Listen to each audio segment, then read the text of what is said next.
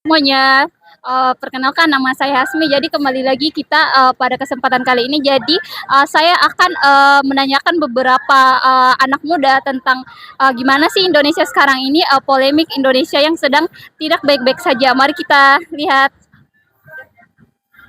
Oke, oke, halo. Kak bisa minta waktunya sebentar, Kak? Bisa, banyak juga nggak apa-apa. Oke, dengan siapa, Kak? Didin, Mbak. Oke, dengan Didin. Eh, kalau yang satunya, Mas? Bung Noval. Oke, dengan Bung Noval ya. Kalau yang satunya maaf ya, minta waktunya ya. Siapa? Bung Aruf. Oke, baik. Jadi di sini saya ingin meminta pendapat abang-abang sekalian ya tentang gimana sih Indonesia sekarang ini. Oh, abangnya baru datang ya yang satu ya. Gimana, Bang? Iya. Dengan siapa? Mas Aji. Oke, dengan Mas Aji. Ini waktunya lagi free kan? Oke. Iya, lagi free nih. Oke. Lagi Kita santai. minta waktunya ya. Jadi sekarang tuh Indonesia. Oh, siap. Jadi gini, sekarang itu Indonesia lagi tidak baik-baik saja. Jadi saya minta pandangan beberapa anak muda bangsa nih, gimana nih Indonesia sekarang? Kita mulai dari Bang yang mana dulu nih? Terserah aja, terserah. Oke, baik. Tapi banyak namanya siapa, Mbak? Oke, nama saya Hasmi. Oke, baik ya. Mbak Hasmi. Ya, siap. Ini kita mulai dari Bang Aji Buton ya tadi ya. Siap. Menurut dikit kayak Mbak, supaya Oh. enak. Ada nih. Siap, siap.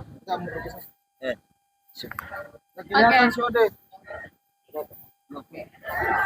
Bagaimana Mbak Hasmi? Apa yang Ya, kita perlu bahas ini? ya gini.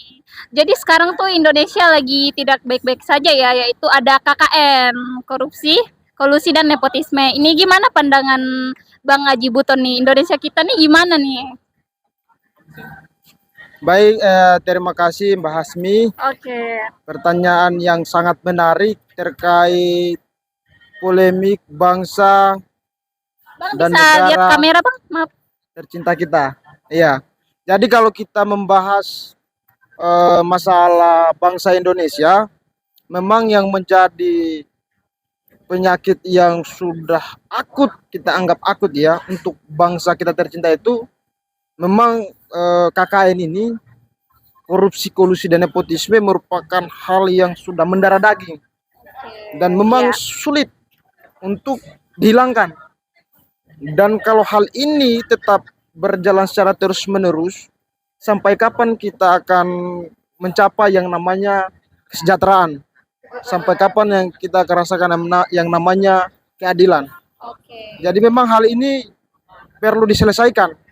Minimal tidak ada pencegahan-pencegahan yang pasti yang dilakukan oleh pemerintah. Seperti itu Mbak Asmi, terima kasih. Oke, jadi Indonesia tuh butuh keadilan ya untuk Ya. ininya. Ya. Oke, baik. Baik, kita akan mendengarkan pandangan dari Mas yang satu ini. Silakan Mas, gimana Mas pandangannya? Saya. Siap. Bikin dua kan? Ya, siap. Jadi itu biar dipegang sama host aja kan, gitu. Siap. Lanjut gimana Mas pandangannya Mas? Sebetulnya sebelum saya menjawab pertanyaan itu, ini saya mau menyanjungi dulu pertanyaan daripada Basmi. Ya sebetulnya pernyataan Basmi itu sudah mengkonfirmasi secara faktual realita bagaimana kondisi bangsa Indonesia. Dan sudah disampaikan oleh Bung Amrin tadi bahwa Indonesia ini kalau bicara tentang KKN, korupsi, kolusi maupun nepotisme, ini sudah menjadi suatu penyakit yang akut, ya kan? Karena ini adalah sebuah penyakit yang sejak dahulu kita perangi, tapi kemudian sampai hari ini kita melihat seperti tidak ada hasilnya apa-apa, tidak ada perubahan apa-apa, malah yang terjadi eskalasi daripada tindakan KKN itu semakin menjadi-jadi, semakin sophisticated, canggih gitu kan. Nah itu satu. Nah yang kedua, kalau kita lihat bahwa yang disampaikan Bung Amrin tadi, begitu pula host kita ini, Mbak Asmi. Iya, lanjut Mas. Kata keadilan itu tidak akan pernah tercapai manakala korupsi di Indonesia masih selalu merajalela, korupsi masih kemudian selalu menjadi penyakit yang tidak dapat ditemukan obatnya. Selama itu masih terus terjadi, maka sampai kapanpun kata keadilan, kata kesejahteraan, saya tambahkan lagi kata kesejahteraan itu tidak akan pernah terwujud dan tercapai. Nah, jadi satu pertanyaan besar, ini apa yang menjadi persoalan kenapa tidak dapat diberantas? Nah, ini pertanyaan menarik dan paling mendasar karena diskusi harus memberikan solusi. Nah, maka saya mau melihat ini kenapa bisa terjadi terus-menerus, karena ini kalau kita melihat adanya sistem birokrasi nasional yang tidak maksimal, ya kan? Yang kedua ada pada edukasi karakter anak bangsa yang hari ini jauh daripada kalimat ketakwaan. Kita tahu bahwa undang-undang, misalnya undang-undang pendidikan nasional kita, undang-undang Sikdiknas sudah mengatakan bahwa prinsip dasar dalam pendidikan nasional itu adalah orientasinya adalah keimanan dan ketakwaan. Nah, itu tidak kita miliki di bangsa dan negara hari ini. Makanya itulah yang menjadi corak kemunduran. Kalau kita kutip daripada pendapat Profesor Salim Said, itu negara-negara besar di dunia itu mereka maju karena apa? Karena ada negara-negara yang mereka takuti. Tetapi lain hal dengan Indonesia. Indonesia jangankan negara-negara tetangga, negara-negara dunia yang ini, Tuhannya saja mereka tidak takuti. Jadi sampai kapan pun kita tidak bisa maju. Kira-kira begitu. Oke, luar biasa ya pendapatnya. Jadi sampai sekarang kita belum menemukan ya titik temunya gimana itu KKN ini. Kita harus bagaimana gitu untuk memberantas gitu koalisi-koalisi. Selanjutnya kita ke Bang yang satunya, Bang. Silakan, Bang. Gimana, Bang, tanggapannya, Bang? Ya, Bang siapa? Bang Didi. Oke, Bang Didin silakan. Ganteng dari Sutra. Oke, anak bangsa, anak daerah ya, Anak silakan. bangsa yang datang merantau di Oke, anak rantau ya. DKI ini. Siap, siap. Gimana, Bang? Jadi atas pertanyaan si Mbak host tadi bahwa aktualnya faktual atau apa yang terjadi di negeri kita hari ini terkait dengan KKN, korupsi dan nepotisme. Iya. Itu memang jika kita refleks ke sejarah dari sejak kepemimpinan Soekarno, Soeharto, dan seterusnya, jika kita melihat rasio angka utang negara kita dari kepemimpinan Soekarno itu meninggalkan utang triliunan tak berapa ya. Jadi kemudian masuk ke rezim Soeharto. Nah, ini luar biasa rezim Soeharto ini. Diktatornya luar biasa. Jadi dari kediktatoran itu membungkus yang namanya KKN itu.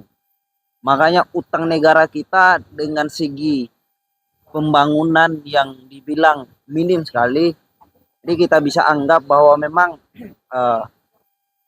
apa yang terjadi di negara kita ini selalunya bersifat tersembunyi. Ya. Padahal dalam undang-undang, entah undang-undang berapa ya, undang-undang tentang transparansinya Transparansi dana.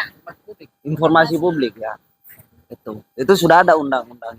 Tapi lagi-lagi saya ingin katakan bahwa tikus itu dimandikan pakai sabun mewah, sabun mahal apapun, ia tetap akan menjadi tikus, kan begitu. Jadi reformasi pun anak-anak bangsa bangkit dengan kediktatoran Orde Baru melahirkan yang namanya KPK, Komisi Pemberantasan Korupsi. Itu kan anak kandung daripada reformasi. Tujuannya apa? Supaya bagaimana KKN itu bisa diberantas akar-akarnya. Tapi kan lagi-lagi faktanya hal itu tidak bisa. Ini akibat daripada demokrasi, sistem demokrasi. Saya tidak bisa korupsi itu, kolusi itu dan nepotisme itu tidak terlepas dari sistem demokrasi kita. Ya. Sistem demokrasi kita itu lahir daripada ideologi besar yang namanya imperialisme. Jadi dalam sejarah, tapi agak jauh kalau bisa bicara kayak gitu ya. Iya. Jadi itu solusinya adalah seperti yang disampaikan oleh Bung Noval, bahwa dalam setiap diskusi kita perlu lahirkan yang namanya solusi agar diskusinya kita tidak onani begitu, tidak mendapatkan kesimpulan yang tepat.